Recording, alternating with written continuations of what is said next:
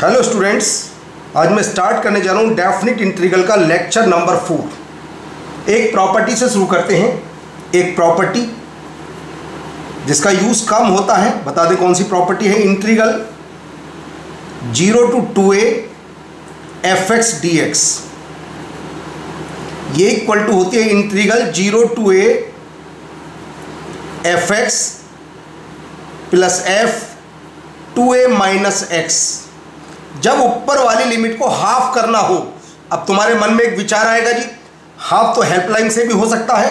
हाँ, हो सकता है, मगर हेल्पलाइन में ऊपर वाले को अगर हाफ करते हैं तो x में 2 का मल्टीप्लाई करते हैं, तो यहाँ पर x में मल्टीप्लाई भी नहीं करना और ऊपर वाली लिमिट को हाफ भी करना है। ये कंडीशन होती है 0 to a fx plus f 2a minus x। 2a ये स्टार्टिंग वाला था, बाद में ये a रह जाता है। इसको याद करिए बस। इसमें कुछ बातें जो तुम्हारे फॉर्मूले थे इंपॉर्टेंट,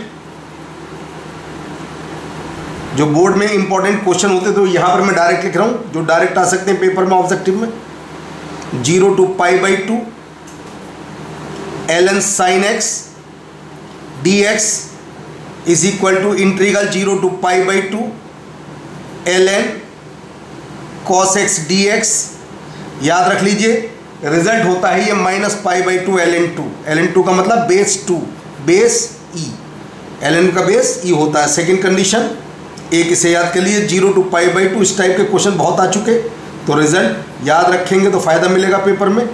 dx, अगर हमें एक क्वेश्चन का फ़ायदा, रैंक बहुत ऊपर पहुंच जाती है एक क्वेश्चन में भी। ln cot x dx ये होता है 0। एक थर्ड कंडीशन और इंटीग्रल 0 to π/2, ये बोर्ड में बहुत इंपॉर्टेंट क्वेश्चन था, उसी क्वेश्चन को मैं याद करा रहा हूँ। ln sec x dx is equal to integral 0 to π/2 ln cosec x dx ये होता है π/2 ln 2, ये होता है π/2 ln 2। ये कंडीशन इंपॉर्टेंट, तो हमें ये रिजल्ट याद होने चाहिए कोई भी कंडीशन। और अगर ऐसा हो जाए इसके अंदर, इफ़ फॉर्मूले में f2a minus x is equal to fx हो जाए, जो हमने ये फॉर्मूला बताया था, इसकी बात कर रहे हैं। f2a माइनस fx 2x हो जाए तो कंडीशन क्या बन जाती है, integral 0 to 2a fx dx convert हो जाता है 2 times integral 0 to a fx dx में, ये कन्वर्ट हो जाता है। सेकंड, जो बुक्स में लिखा होता है मैं उसकी बात कर रहा हूँ। If f 2a minus x is equal to minus fx, ये ऑड इवन फंक्शन नहीं है, ये फंक्शन 2a माइनस x, ये अपर लिमिट को हाफ करने वाला पैटर्न है, तो 0 to 2a fx dx आ जाता है 0 के इक्वल। मगर तुम्हें इससे ही सारे क्वेश्चन कंप्लीट हो जाएंगे, इस सब कुछ करने की आवश्यकता नहीं है। अब हम क्वेश्चन शुरू करते हैं, इस वाली कंडीशन के ऊपर डिपेंड कौन कौन से क्वेश्चन है। पहले एग्जाम्पल 1 है, ये 0 to 2π। देखिए, अगर 0 to π तक साइन ऑलवेज पॉजिटिव होता है, तो अगर ये 0 to π में कन्वर्ट हो जाए तो हम कोशिश करेंगे कि लिमिट क्या हो जाए, हमारे ऊपर वाली लिमिट हाफ हो जाए 0 to π। तो कैसे करते हैं, पहले फंक्शन को लिख देते हैं, e की power sine x plus 1/1 plus e की पावर साइन, पहली लिमिट क्या थी 2π माइनस x, ये लीजिए dx, integral 0 to π 1/1 plus e की power sine x plus 1/1 plus e की power minus sine x dx, integral 0 to π 1/1 plus e की power sine x, और ये माइनस एलसीएम लेकर के ऊपर आ जाता है e की पावर साइन x, और नीचे 1 प्लस e की पावर साइन x। अब जरा दोनों को अगर ऐड करते हैं तो 1 आ जाता है, तो इंटीग्रल 0 to π 1 dx, तो लीजिए आंसर ये आ जाता है जी pi answer. Pi is correct answer. आते हैं एग्जाम्पल 2। इस टाइप का क्वेश्चन कैसे होगा, पहले हम एक काम करते हैं, इसमें हेल्पलाइन की हेल्प लेते हैं। x को अकेला छोड़ते हैं तो 2π से डिवाइड, तो बाहर भी डिवाइड, लिमिट में 2π से मल्टीप्लाई। जैसे एग्जाम्पल 2 है ये, integral 0 to 1 mod sine 2πx dx। पहले हेल्प लाइन की हेल्प लेते हैं, x में 2 पाई से डिवाइड कर देते हैं तो बाहर भी डिवाइड और लिमिट में 2 पाई से मल्टीप्लाई आ जाता है। अब मैंने कहा था 0 से पाई तक साइन ऑलवेज पॉजिटिव होता है, तो ऊपर वाली लिमिट को कोशिश करते हैं पाई में कन्वर्ट हो जाए, तो फॉर्मूला जानते हैं, उस वाले फॉर्मूले के according integral 0 to pi mod sine x plus mod sine 2 pi minus x dx 1/2 pi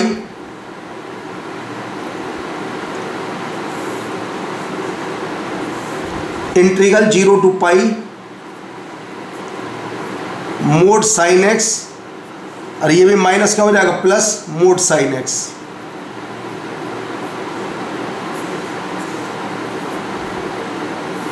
to times हो जाता है, 2 से 2 pi 0 to pi mod sine x, और याद होगा 0 से पाई तक first and second coordinate sign always positive, तो मोड लगाने की आवश्यकता ही नहीं है क्योंकि साइन ऑलवेज पॉजिटिव होता है। Integral 1 pi minus cos x 0 to pi cos pi minus 1, तो 1 माइनस 1, तो जी आंसर आता है 2 पाई इज करेक्ट आंसर। देख लीजिए, पहले हेल्पलाइन की हेल्प और बाद में आज वाली प्रॉपर्टी। अब देखते हैं क्वेश्चन नंबर 1, 2004 का क्वेश्चन ये मेन का। अब क्वेश्चन को ध्यान से देखिएगा।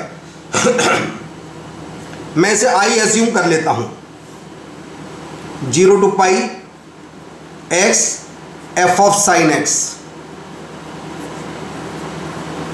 अब कंडीशन आती है मुझे यहां से x को गायब करना है, तो बताइए अगर x को पाई माइनस एक्स रिप्लेस करते हैं तो कोई इफेक्ट नहीं पड़ता। जो पीछे प्रॉपर्टी थी हमें x, जो किंग प्रॉपर्टी का रिमूवल ऑफ x वाला कॉन्सेप्ट था, कोई इफेक्ट नहीं पड़ता। तो क्या होता है ये a/2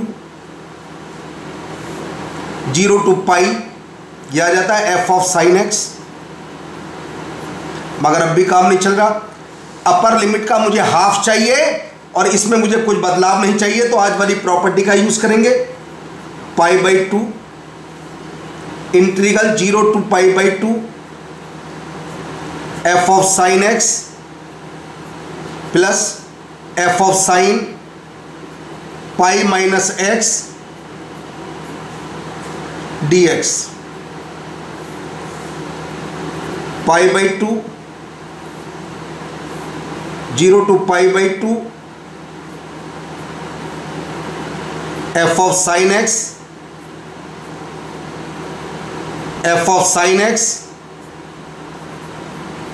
dx, तो pi integral 0 to pi by two f of sine x dx, right hand side है equal to a 0 to pi by two f of sine x। तो जरा कंपेयर करके देखिएगा क्या आंसर आता है जी। तो लीजिए a की वैल्यू आती है जी पाई के equal, a is equal to pi, b is correct answer. अब मुझे थ्योरेटिकल पॉइंट को आगे बढ़ाना है।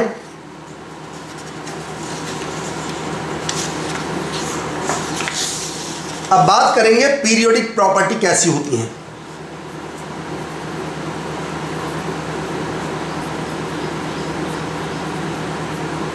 इनका यूज आता है अक्सर, देखिएगा if fx plus T is equal to fx, तो टी क्या कहलाएगा, टी इज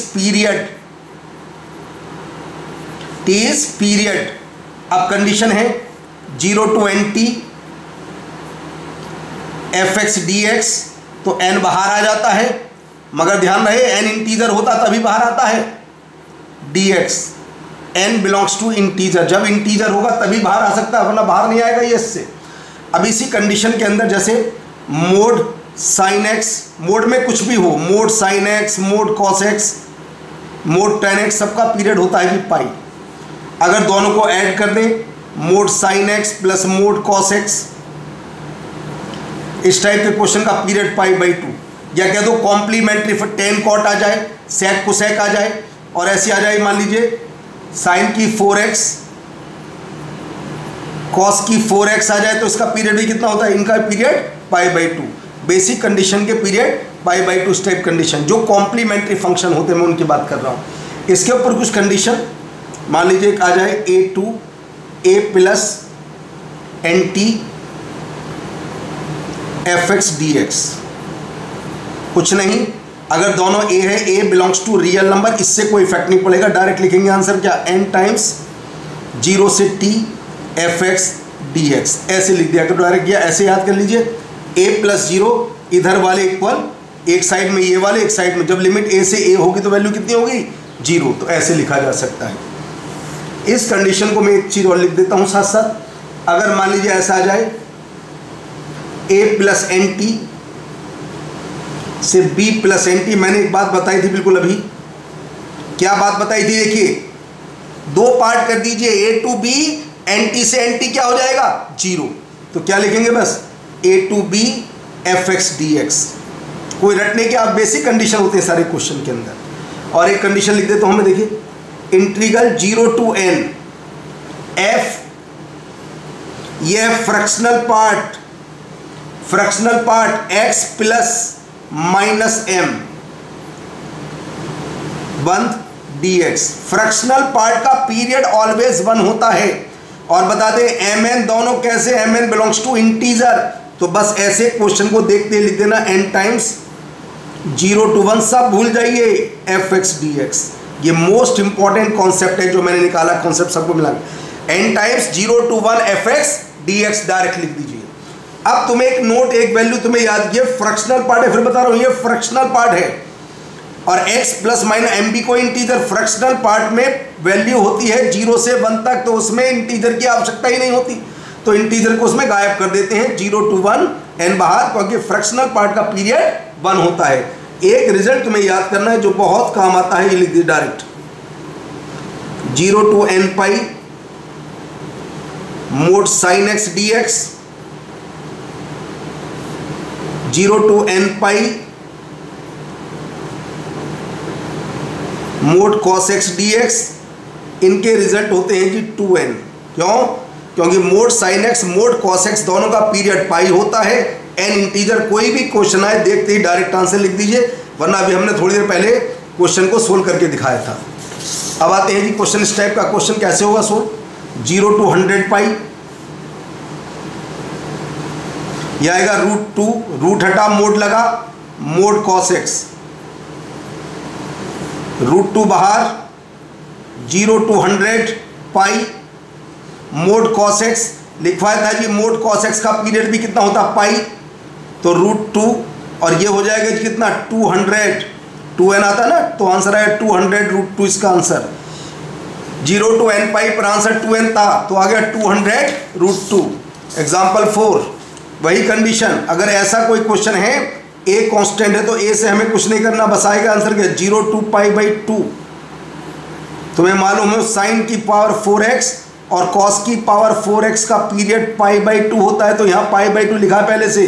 अगर पीरियड लिखा है तभी इसको ब्रेक कर सकता हूँ, पीरियड नहीं होता फिर ब्रेक करना अलाउड नहीं।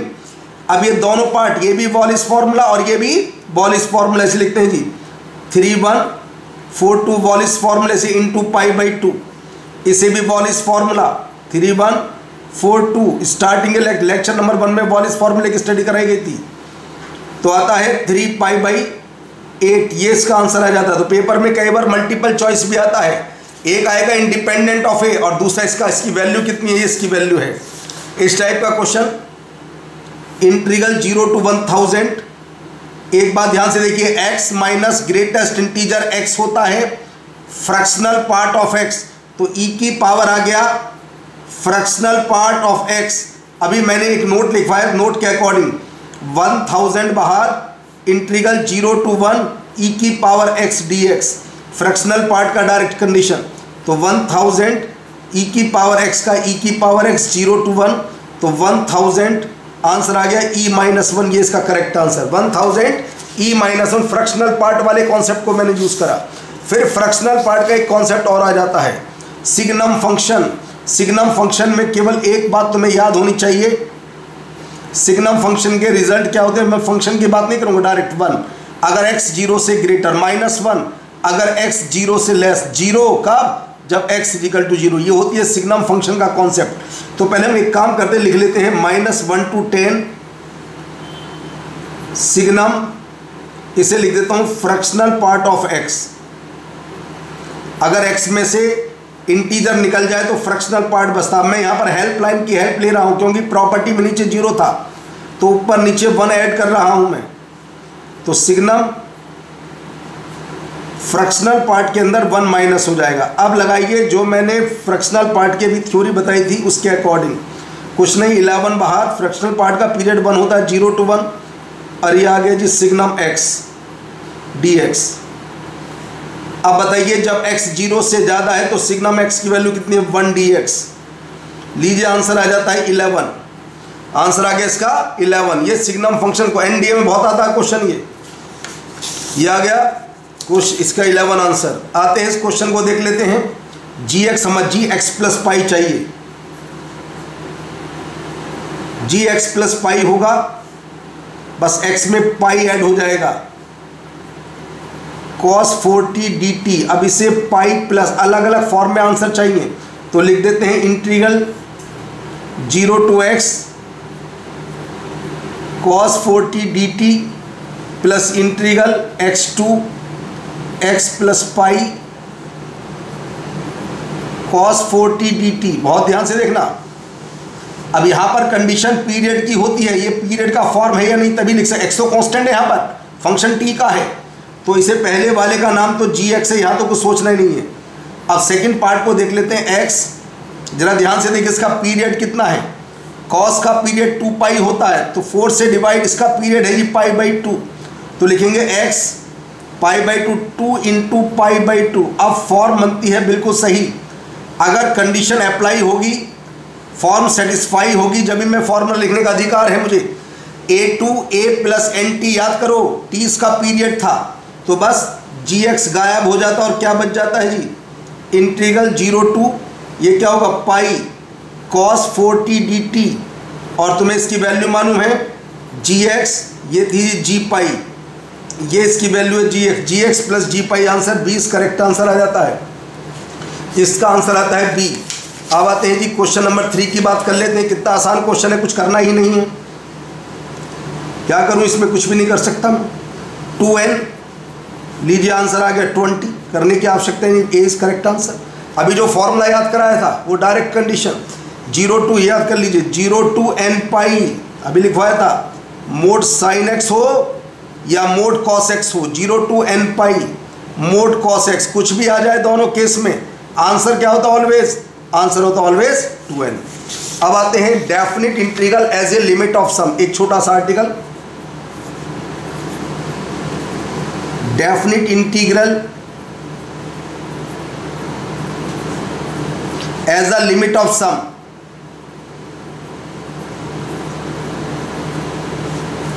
Definite integral as a limit of sum कैसे कंडीशन, सम का मतलब sigma n tends to infinity, और मान लीजिए लिखा है सिग्मा r मूव कर रहा है, r is equal to 1 to na, कुछ भी हो सकता है।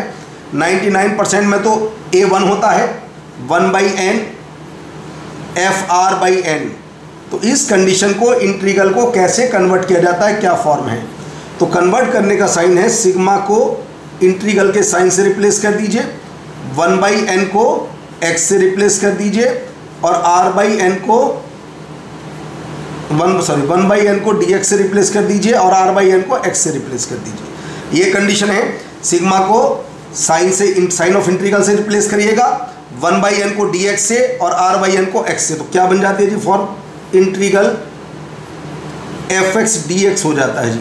अब भी एक समस्या है जी, अभी मेरे पास लिमिट नहीं है। लिमिट कैसे होगी जी, देखो जी x है r/n, r की सबसे कम वैल्यू कितनी थी 1/n, और n है इन्फिनिटी, 1/∞ कितना होगा जी 0, तो लोअर लिमिट आती है 1। अब आती है r की अपर वैल्यू, r की मैक्सिमम वैल्यू कितनी है na, लिखेंगे na/n कितना होगा जी a। तो लीजिए ये हमारा इंटीग्रल में कन्वर्ट हो जाता है, इसको मैं इसमें कन्वर्ट कर सकता हूँ। अब मैं इंटीग्रल, केवल लिमिट के क्वेश्चन में एज ए लिमिट ऑफ सम के क्वेश्चन होते हैं, वो इंटीग्रल के क्वेश्चन होते हैं, लिमिट के नहीं होते। लिमिट के क्वेश्चन में as a limit of sum का मतलब ही नहीं, as a limit of sum definite integral का आर्टिकल है, जहाँ बोर्ड में प्रूव करने के लिए कंडीशन आती है, यहाँ कंपटीशन में इस टाइप के क्वेश्चन आते हैं। अब आते हैं जी क्वेश्चन नंबर 4, ये है जी क्वेश्चन। जो बदल रहा है उसका नाम आर, जो नहीं बदल रहा उसका नाम एन नॉर्मल। देखिए कैसे जी, limit n tends to infinity sigma, जरा ध्यान से देखिएगा, 1/n², 2/n², जो बदल 1 2 3, तो लिख देता हूँ आर, जो बदल रहा है उसका नाम आर, जो नहीं बदल रहा वो डायरेक्ट ऐसे लिख दीजिए सेक स्क्वायर। और ध्यान से देखिए 1², 2², 3², n², तो लिखूंगा r²/n²। अब जरा r की वैल्यू देखो, r पुट करेंगे 1 से लेकर के n तक मूव करता है, r मूव करता है 1 to n तक। अब मुझे इंटीग्रल में लिखना है जी, इंटीग्रल देखो 0 से 1, 1/n तो dx, r/n कितना x, और sec स्क्वायर x² dx। जो मैंने अभी लिखा मैंने उसी कंडीशन के अकॉर्डिंग पुट किया है। देखो r/n को मैंने x रखा, 1/n को मैंने dx वही रखा मैंने, पुट x² को t रख देते हैं, 2x dx = dt, तो आ जाता है जी 1/2 integral 0 to 1 sec² t dt। यह जी 10t इसका इंटीग्रल 0 to 1 1/2 tan 1, ये आंसर आ जाता है 1/2 tan 1। लीजिए A is correct answer, JEE Main 2005 का क्वेश्चन। बहुत आसान होते हैं, बस कन्वर्ट करने के पॉइंट याद कर लीजिए। क्वेश्चन नंबर 5 देखो, JEE मेन में डायरेक्टली क्वेश्चन कुछ करना ही नहीं इसमें, तो इंटीग्रल 0 to 1 1/n dx, और ये आगे e⁻x। देखो इतना आसान क्वेश्चन भी आया JEE में, बस पॉइंट तो आना चाहिए, e⁻x 0 to 1, e⁻1 minus e⁻0, ये आगे जी e-1 is correct answer, e-1 is correct answer. और जी क्वेश्चन देखते हैं जी, क्वेश्चन नंबर 6 इस टाइप का क्वेश्चन, JEE मेन 2016 का क्वेश्चन। तो पहले फॉर्म में कन्वर्ट करें, या मल्टीप्लाई है, अगर मल्टीप्लाई है तो मैं कुछ नहीं कर सकता, जब तक मेरे पास सिग्मा नहीं है तो मल्टीप्लाई करने का अधिकार नहीं है मुझे। तो n+1 n+2 n+3 चलता जा रहा है, लास्ट में n3n है, तो लास्ट में लिखता हूँ n+2n लिख देता हूँ इसे। और नीचे देखिए n कितनी बार रिपीट होता है, 2n टाइम्स, तो n सबके नीचे एक एक n आ जाता है जी, होल पावर 1/n ऐसे लिख देता हूँ। ध्यान से देखिए, कुछ नहीं है, बिल्कुल बेसिक है। Limit n tends to infinity, अगर मैं सभी n के अंदर डिवाइड करता हूँ तो 1 + 1/n 1 + 2/n 1 + 3/n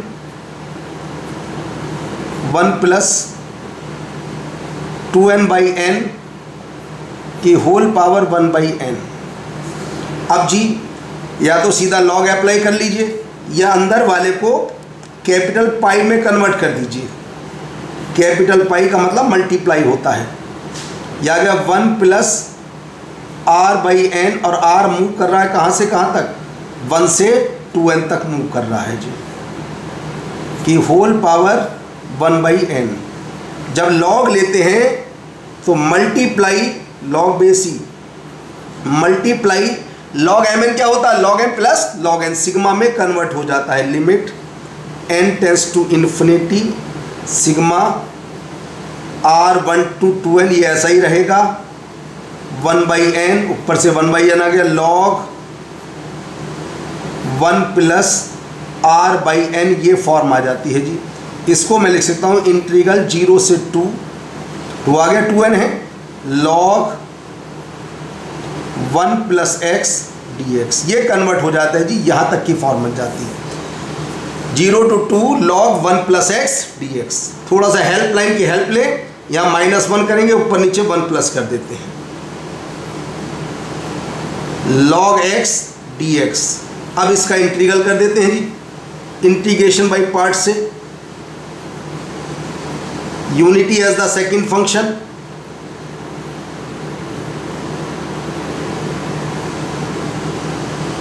तो आता है जी 3 log 3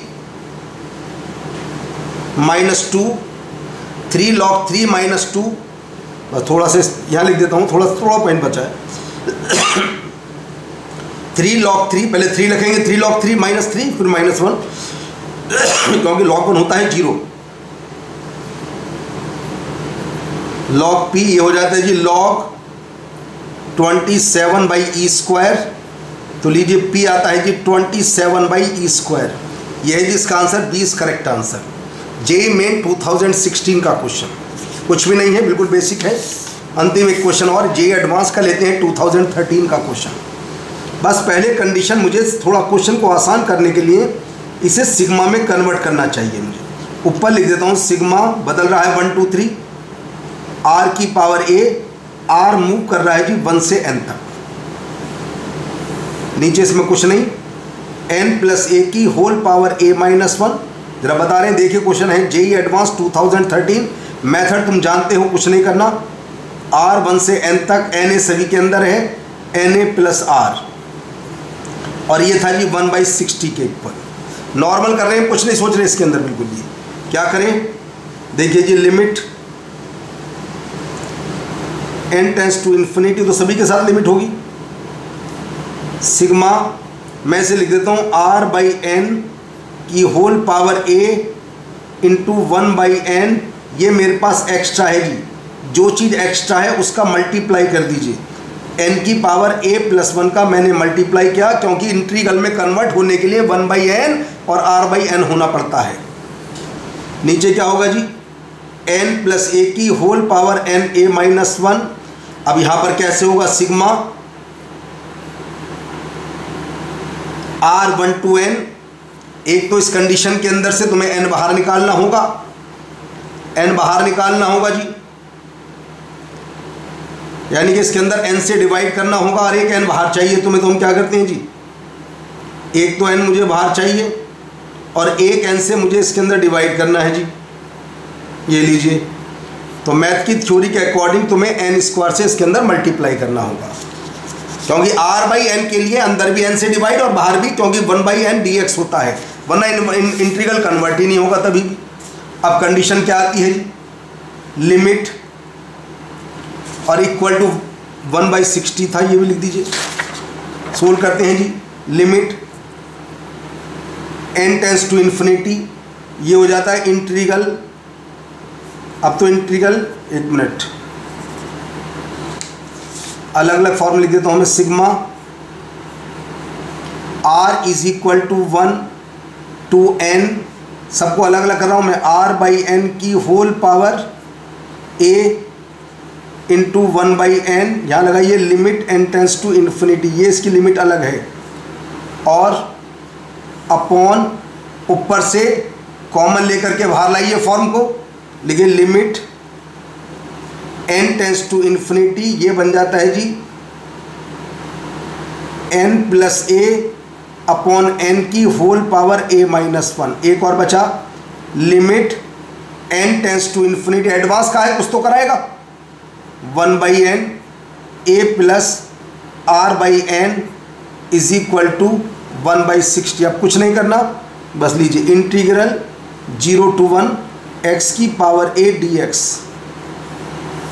नीचे जी 1 प्लस 0 की whole power a minus 1 integral 0 to 1 a plus x dx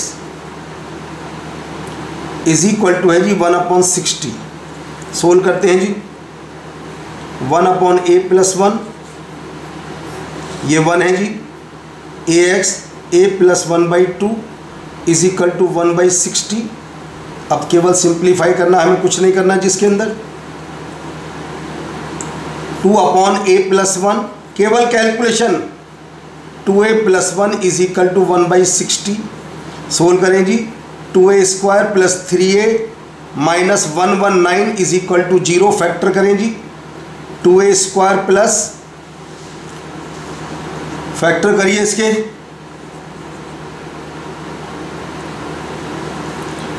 2 into 119 के factor, normal 17 17a minus 14a minus 119 equal to 0। तो आता है जी 2a प्लस 17 और a minus 7 equal to 0। Multiple choice है क्वेश्चन, माइनस 17/2 और एक वैल्यू आती है 7। दो वैल्यू आती है जी एक ही, और जिसकी दो वैल्यू आती है, एक तो आता है आंसर बी और एक आता है आंसर डी। तो आज ये चैप्टर बंद हो जाता है डेफिनिट इंटीग्रल। नेक्स्ट क्लास में हम शुरू करेंगे bounded reason, area of bounded reason शुरू करेंगे नेक्स्ट क्लास में।